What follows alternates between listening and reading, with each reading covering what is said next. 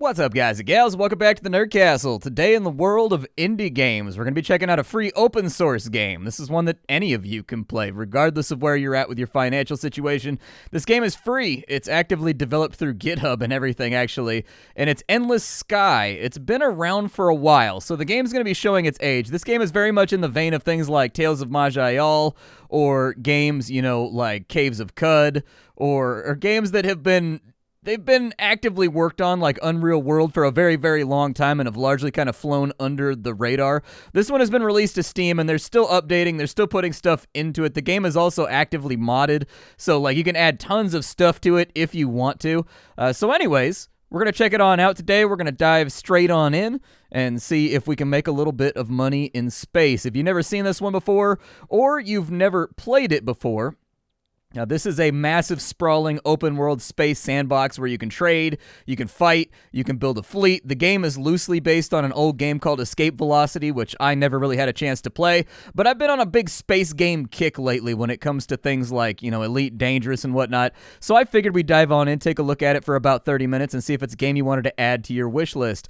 If after watching this you did want to add it to your wish list, I'll have a link for you down below that goes to the Steam page. You can also actively, if you wanted to do a little bit of research yourself, you can find the game hosted through GitHub and other places too if you're not afraid of compiling the newest, coolest versions or whatever. But anyways, let's dive straight on in. We've got limited time and I'm ready to go. We're going to make a new pilot over here. The bank's architecture is what you would have called futuristic back when you dreamed that the future would be less squalid than the present. Story above story of curves and spires and balconies all gleaming in metal. A doorman stands by each of the heavy glass doors. You're wearing your very best clothes, but you feel shabby next to them. So we're entering on into a loan broker's office right now to get a loan for 480,000 credits to buy our first ship. I could read all this, but it's going to cut into our gameplay time. But I do recommend you read all this if you're a first-time player. They're going to let you know that you have a daily payment with an interest rate of 0.4%, which is actually a 0.4% interest rate is not terrible, other than the fact that it's daily. If this was like a yearly interest rate, hot damn, your credit rating must be insane, because normally interest rates are much, much higher than that for houses and vehicles and whatnot. For right now, we're going to go with Splattercat, and then our last name will be Cat Lord Alpha. In caps, so that people really know. That really kind of it sells the name right there. When people walk in and they see your name on the Flyers license, they'd be like, damn, this guy is Cat Lord Alpha. How'd you score that title? I'll be like, it was easy, bro, when you fly high like I do. So there you go. And so we have got our money for our first ship. What we need to do now is we need to decide if we want to get a shuttle, if we want to get a barge, or if we want to get an interceptor. The shuttle is going to allow us to do passenger missions and a little bit of cargo trading. The star barge is going to be almost entirely for cargo trading, but it's got a little tiny bit of passenger space in there just in case you want it. And then we've got the interceptor, which is going to be the combat mission one. Just letting you know, combat missions in this game are not going to go the way that you want them to. You've kind of got to grow into it. This game is very much a rags to riches storyline, and believe me, there is a lot of storyline here. So there's a main storyline mission. There's a follow-up chain of missions that go on to that were added on later on in development. And then, of course, there's going to be randomly generated missions all over the galaxy. There's also going to be missions that unlock and chains that unlock based on how well known you are. And so this game just has an absolute bucket of content. Seriously, you can probably burn a lot of hours in this game building up your trading fleet or your combat fleet or your passenger fleet, whatever it is that you want to do. There's going to be a lot of stuff here that you can get wet with, and then of course outfitting all the ships and everything else. I guess this game kind of reminds me of Star Sector, I guess, but older basically. And so it doesn't have all the various sort of shiny new bumps and hooks and knobs that Star Sector has. But that being said, this game is done, and in that regard, it's got loads and loads and loads of things to do that Star Sector is not going to offer as well if you're looking for a narrative-based sandbox. And so anyways, it's really up to you.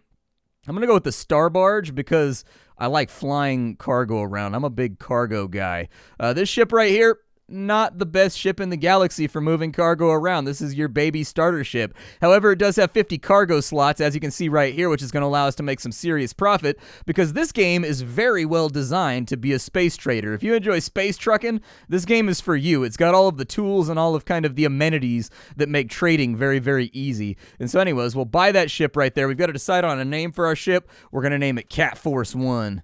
There we go. Maybe I should put a dash in there. I don't know if it'll let me do that. Let's go Cat Force 1. There we go. Awesome. All right, so now that we're all set up in Cat Force 1, we're going to leave. With some trepidation, you give the shipyard owner your money and take your new ship for a test drive, flying it out of the shipyard and onto a spare landing pad by the spaceport. You get out and look over it a bit closely. You're busy polishing out some rust spots with a piece of steel wool when an old man in a grease-stained coverall walks up. Nothing quite like buying your first ship, he says. Yeah, I'm kind of in shock about how much money I spent. Yeah, I know the feeling. It's a crime how much interest the banks charge first-timers. It's been that way ever since when I first started out. You're a captain, you ask? Was sold off my fleet a few days ago, and I already miss it, but it was my time to retire. His voice trails off, but his face lights up. Say, any chance I could hitch a ride with you? Maybe show you the ropes, give you some pointers? I'll pay you. Yeah, where are you going? Well, I've got a spot reserved in a retirement home, but I don't mind taking a roundabout way to get there. For starters, how about you give me a lift to New Greenland? It's a jump away from here. I'll mark it on your map. All right, sounds good. Great. My name is James, by the way. I am Cat Lord Alpha, you say. Well, I'm looking forward to traveling with you, Cat Lord Alpha, says James. You're helping him wheel his luggage aboard and showing him his bunk. He says, before we take off, head over to the trading center and stock up on medical goods. We can sell them for a profit on New Greenland, or take a look at the outfitter if you like, but they don't sell much here compared to the big manufacturing hubs. All right, so every single time we land on a planet, this game has a huge map. If you press the M key, you can get there, and there's so many things to do. All of these little areas that have a yellow pip on them, those are places that are offering up missions. So keep that in mind. That's a pretty good plan. If you keep an eye on those, you'll know that there's a space station there, just with regards to refueling. Now, we've got our electrical load over here, our heat on this side, we've got how much fuel we've got, and every single jump takes up a pip of that. We've got our shields and our hull on our ship. We've got where we are, what day it is. We've got how much money we've got on board. We've got a local system scan right here that will tell you where other ships are and where stations are and planets are and stuff like that. We've got our nav display right here, which tells us where our destination is going. He wanted us to pick up medical supplies, so I will buy all medical supplies for right now and just trust that the old man knows what he's doing. Before you leave, I would go to the outfitter and I would go down to the bottom and buy a local map. Anytime you're at a station, buy the local map. It will show you 12 jumps away from wherever you are. So, you see here, these weren't interconnected before. Now they are. You physically cannot travel to places that you don't have a map of. You might question, kind of like, we're in the year 3000, wouldn't they have some kind of massive space internet that you could just log into that displays this information? And I would say that's an excellent point, but for gameplay purposes, keeps you on your toes. It gives you a reason to stop off in various locations and pick up new maps so that you can extend your knowledge of the galaxy out in various directions, and it kind of increases your home range that you can fly inside of to make money. For now, we need to go to Arcturus, so we're just going to click on it. That's going to set up our nav. And then we are going to depart this station. You will see here that it says we're going to Arcturus. You don't have to worry about running into any of this stuff while you're flying around. In default, the controls are on the arrow keys, but I prefer to have them on WASD. That way I can use my right hand for targeting with the mouse, basically. It's up to you what you want to do. The game has Newtonian physics. There's not going to be any inertial dampeners or anything else like that. I don't know if you pick them up later. So you are going to have to plan for that as you fly around. But for right now, we're just going to press the J key, and that's going to jump us straight on over to Arcturus. Done. And he wanted us to drop him off at New Greenland, and that's precisely what we're going to do. I'm going to start planning a come around because we can't land at this speed. We're going to slow down. There we go. Give ourselves a little bit of boost. Pressed L to land on the planet, and there we are. As you land on New Greenland, James says, congrats on your first trip through hyperspace. I'm impressed you didn't throw up. Most folks do the first time, including you. Yeah, I spent a half an hour orbit cleaning my cabin while hoping the passengers wouldn't come out of their bunk room and see the mess. Not my proudest moment. Anyways, here's some money. He hands you 10,000 credits. Then he adds, if you're okay with giving me a lift a while longer, sell off the cargo you bought, come over to the spaceport. I'll see if I can rustle up interesting work. Cool. So we will go to the trade post right here. We'll make 72 on each one of those. Should be about 3,500 credits that we turned around on that front, which is good because they're charging us 2,000 credits a day to fly around the galaxy. The interest is absolutely going to break your back. So my suggestion would be at the beginning of the game, you can actually go to the bank and you can pay off the mortgage on your ship early. I would suggest, and when you do that, it actually lowers your daily payment. I would say let's throw 50 G's at this thing right now. And as you can see, it lowered my daily payment by about 300 credits. Not much, but it will save you money in the long term. If you let this loan go over the duration without ever paying any extra on it, it'll cost you almost double what you put in on the principal. So it'll cost you $800,000 by the end. If you start paying off chunks, it's going to cost you considerably less. If you're older like I am, consider the fact that it's like refinancing your house. If you get in at a lower interest rate, you can save yourself tens of thousands of dollars over the course of like a 20-year loan if you do it. We also have a credit score in this game, so that's something to keep an eye on as well. One fun thing we can do is go to the spaceport, continue this on. The spaceport on New Greenland is small enough that it doesn't take long to find James. He's talking with a man wearing what looks like a doctor's lab coat. Hey, Cat Lord Alpha, he says. Glad you could join us. It turns out there's been a flu outbreak in the Heartland, and they're asking every captain with space to take vaccines and medical supplies over there. You want to help out? Sure, why not? I'll take it. Money's money. We can also go to the spaceport, and people will talk right here. As you rank up inside the game, the spaceport is where you're going to be getting the cooler missions that will unlock, very, very rare ships that you can't buy anywhere else. Fun stuff like that. I would suggest not spoiling until you're getting to the point in the game that you're like bored, and then you can look it up on a wiki or something how you get all that stuff. As far as trading goes, we've got 48 tons of mission cargo on board. We could also buy some more medical supplies, but they're kind of overpriced here, so I'm just going to depart. You refuel whenever you go inside of a station. We're going to plot for Core Carioli because that's where they want me to go. Core Ravioli, I'm on my way. About to get that cheddar, that Gouda, that feta, all that good stuff to fill up my old wallet right here because I'm poor. I'm very, very pobre at the moment, and I would prefer to not be pobre. We're about to come under attack, so we need to get the hell out of here.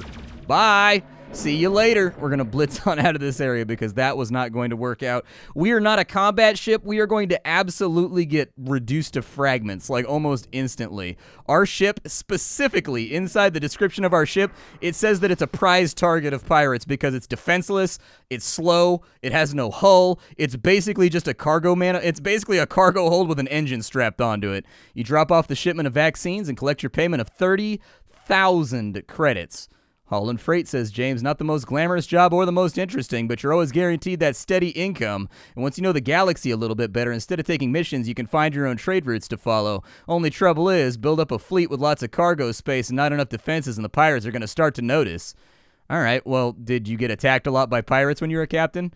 Some. That's why you can't go traipsing around the galaxy in a fleet of unarmed star barges. Every pirate with a week's travel will hear that you're coming through and come after you. In the long term, having a few heavy freighters with good defenses is more cost-effective than losing star barges or two to every single pirate on the journey. He picks up his suitcase. If you want to run another mission, look for me in the spaceport. I'm going to rustle up something with a higher profit margin. All right, let's do it. As you walk over to the spaceport, Jimmy sees you from a distance and waves you on over. As you approach, the smell of raw fish overwhelms you. I got a job. Is it smelly? It is indeed, but lucrative. 34 tons of raw eel needs to get to Ingot while it's still fresh, and that means it needs to be there no later than the 27th of November. If we take the direct route, I think we should make it. What do you say? Let's do it. Great. You might want to stop by the outfitter and get a local map. Hyperspace routes aren't always logical, and the last thing you want to get is lost with a pile of rotten fish that nobody wants filling your cargo hold. That's exactly what I was going to do anyways. So let's grab another local map. There's another local map right there. We can take a look and see where we're going. We're going to what looks like Tania Australis. That's going to be 3 jumps. So we should have enough fuel to get there. I'll probably try to stop in Fecta, though. I think. Not trifecta. That's what happens when you take the tri off of it. This is just single fecta. That's where we're going. Not difecta, not trifecta, definitely not quadfecta, just fecta. We're going to go ahead and double jump right here with very, very little concern. I'm going to try to stop off and grab fuel in the next system. Let me get my hands on console here. Where's this place at? New Sahara. All right. So we're going to try and back it up like a dump truck real fast. Fire thrusters, and then we'll get on in there, and we are going to We already refueled. What about trading? Anything good going on with trading? One really cool thing about this game is you can click on any system, and it'll tell you, if you've been there, how much they pay for various objects. And so, might be a good idea. We know that we're taking food over there. We might be... Oh, food is at a high price right here. Feels bad. We only have 16 units of cargo anyways, so I don't think it really matters. Let's go ahead, and we're going to jump on over to Australis. Off we go. And there's going to be loads of stuff going on in these little galaxies. They're very, very busy. Lots of things happening. So, like, you can watch. It sounds like somebody's fighting. Yeah, there's a gunfight going on down south. Okay. So here we are on approach to Ingot. I'm going to go ahead and flip it on around. And thrusters. And perfect landing right there. What do you say about that? By now, your entire ship smells like brine and raw fish, but as best you can tell, the fish is still fresh enough to eat. The dock workers on Ingot offload it without comment and give you 35,000 credits. If you can line them up right, rush deliveries can be your best source of income as a freighter captain. Keep your eye out for missions with large amounts of cargo, too, because your barge's hold is definitely large enough to handle them. And if you've got any cargo space to spare and know what the prices are going to be at the destination, you can also stock up on something else that you can sell for a profit. All right, cool, man. Was that what you did for your whole career? Well, back when I was a bit older than you, I piloted a Firebird for a while, escorting merchant convoys up and down the rim. Used to hope we get attacked. I'd disable the pirate ships and then rob them blind. Turnabout's fair play, after all. Then one day I got kind of greedy and thought I'd capture a pirate ship or two, add more firepower to my fleet. We boarded the ship and I sent the crew through the airlocks to kill them off, and as it turns out, they had grenades. 4 of my men were shredded before I realized what was happening. We had to retreat and then limp back to port without even enough crew left uninjured to pilot the ship right. After that, I decided to stick to the less risky jobs. He glances towards the spaceport and says, anyways, if you want to make one more trip with me, you know where to find me. Yeah, I'll do the one more trip. He's paying us so much money right now that we're stacking cash hand over foot, so I'll take it. You find James talking with miners who seem to be old acquaintances. As you approach, he says, guys, here's my ride. I'll probably take goodbye. He heads back off to do their work. Every time I land here, I'm amazed the station hasn't been wiped out yet by a meteorite. Can you imagine spending your life here? It does seem isolated, but some people enjoy it. I suppose. Anyways, I think it's time for the last leg of my journey. You want to take me to Hestia? I'm going to pay you for it. Sure, I'll take you to Hestia.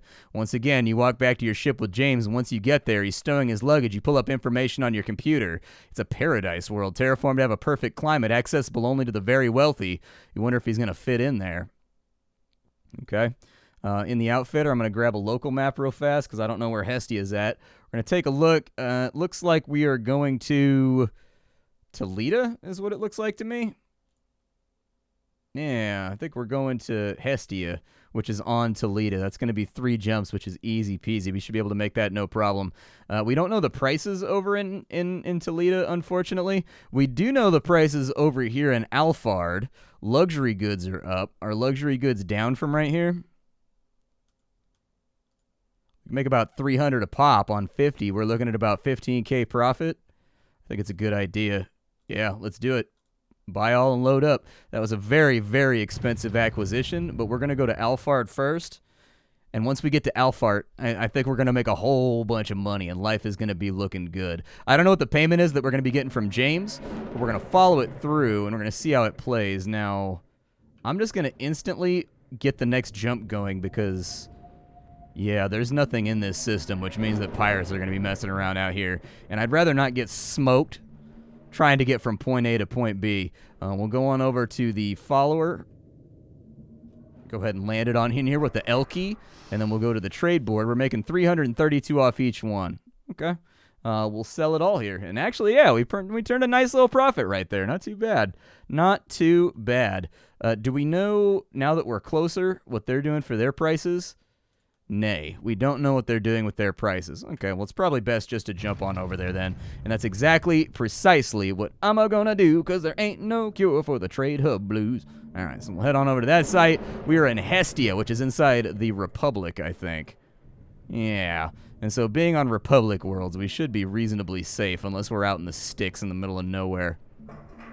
All right, after you pilot ship down to land on Hestia, James appears, or disappears into his bunk room. After the ship has landed, he comes out no longer in a grease-stained coverall, but now he's wearing a suit.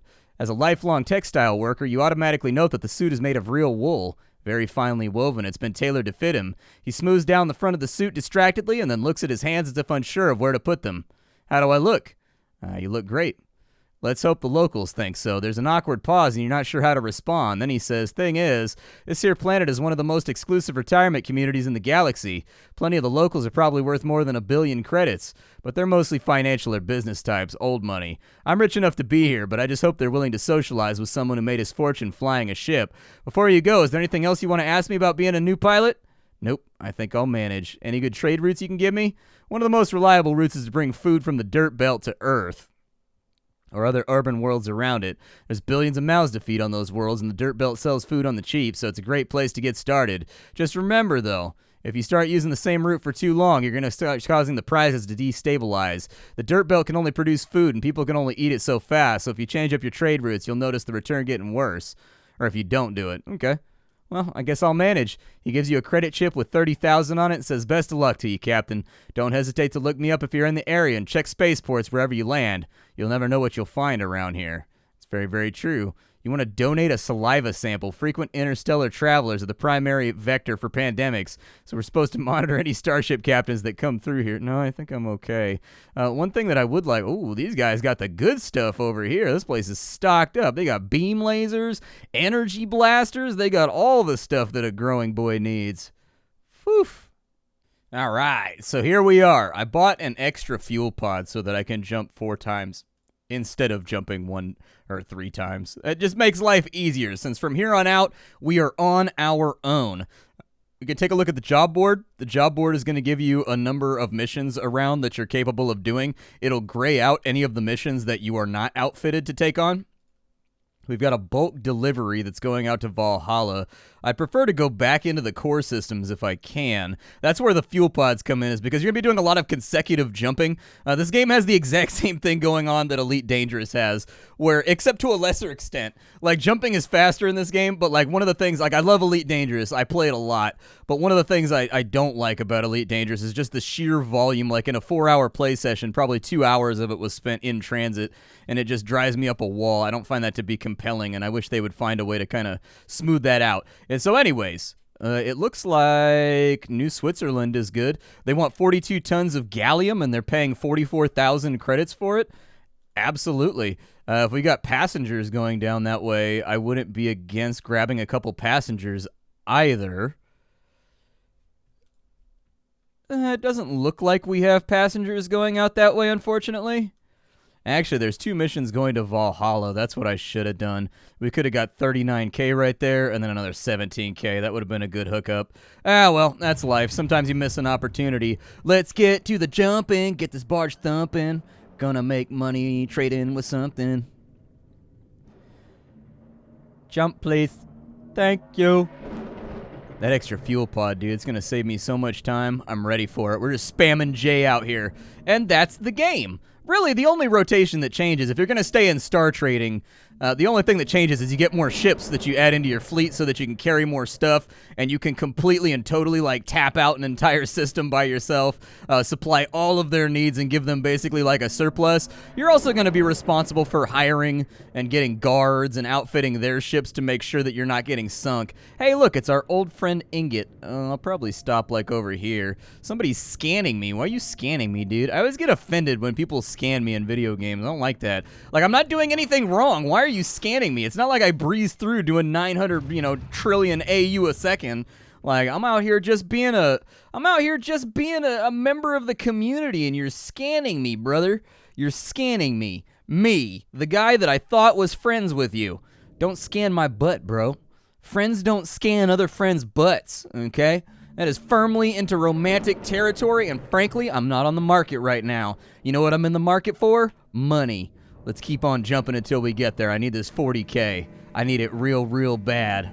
I think there is space mining. There's asteroid finders. There's definitely combat. Like, some of these systems you jump into are straight up booming with combat. And I don't know, there's like interstellar wars that kick off between the factions and stuff that apparently can provide you with a decent money-making opportunity if you're into mercenary work and things of that nature. But anyways, if you're into space opera sandboxes, this is one to keep an eye on, because at the end of the day, it's free, dude.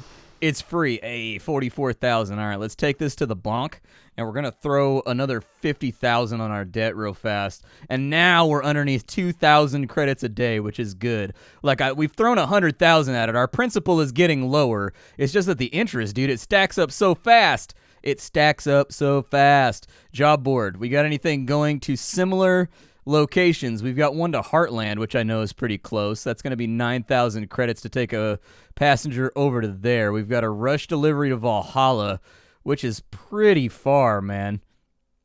You've got a run to Memory, deliveries to Norn, Whiskey, Farpoint. Oof, there's lots of stuff going around. If I can get them over to Rhaegor, that'd be good. Alpha Centauri's over there for Chiron. They're paying 19,000. Do we know what the prices look like over there? Ooh, we've got Bifrost. Lots of Viking names in this game. That's pretty cool. Let's take this to Heartland real fast. We'll run these passengers over to Heartland because, like, we know what we can sell over in Heartland, so we might be able to make some money kind of double dipping right here. So it looks like they're paying a lot for medical equipment, and pretty much everything else is not selling over there. So we're in Parima right now. If we buy the medical equipment here, we wouldn't have to stop. It's $5 cheaper over there. It's more expensive over there. So, yeah, I think Merrick is where we're going to want to stop. We load up on medical supplies, and then we take it over to Karoli. That's what sounds like the plan to me. I'm a big fan of trading games, dude. I love stuff like this. Like, I can play games like this literally all night. I don't know what it is. Number go up turns out to be a compelling enough concept that it makes me play. Then again, I've got like 900 different clicker games installed on my phone too. So that's the other part of it, is it's just like number go up, dude. It's addictive. I can't help it. We'll go to New China, and then we're over here. We're going to drop on in, and in New China, we're going to grab medical supplies. We're going to buy all their medical supplies. Then we're going to depart, and then we're going to make our way on over to Car Coriolis. Little bit of a row going on over here. Man, it's a little bit hot next to Car Coriolis, man. It's going a little spicy over there. People need to calm down. Oh, I'm under attack. I don't want to be under attack. No! Protect me, station police! Protect me! I'm dying! Help! Help! Help me, please. I think I've been disabled. Yeah, I think I'm gonna have to hail somebody friendly around here. Let me see if I can hail somebody friendly. Looks like you're in a bit of trouble. Yeah, want us to patch you up? Please do, after you kill the pirates, man. I'm just sitting over here floating. I needed the police to show up a little bit faster for being right inside kind of the gravitational well of the planet. You guys didn't respond very fast. This is a strong argument for jump gates. I'm gonna tell you what. This is a real strong argument. We dropped our passenger off. Luckily, he's not upset with the fact that we've been riddled with bullet holes, and we managed to pull on in. I'm going to go ahead and sell these right here. Yeah, sell them all, dude. Apparently, their prices are still high, so there's still money to be made, like making this run right here. Nothing, actually, industrial equipment is very, very low right here. Does anybody else want industrial equipment? They've got 121 on industrials over there, 81 on industrials on that side. Saren looks like they've got 150 on industrials. Alioth, not so much. It looks like there's kind of minimal profit to be made in industrials. If we take this back towards the Sol system, there might be a better chance of making better money, but I think we're out of time for the day anyway. So this is Endless Sky. This game is really, really cool. The control scheme is really my only problem with the game. I wish that it controlled with the mouse, I guess. I can deal with the controls, and I do appreciate the fact that they're all rekey bindable, and in fact, you can take a look at that inside the preferences and the options over here.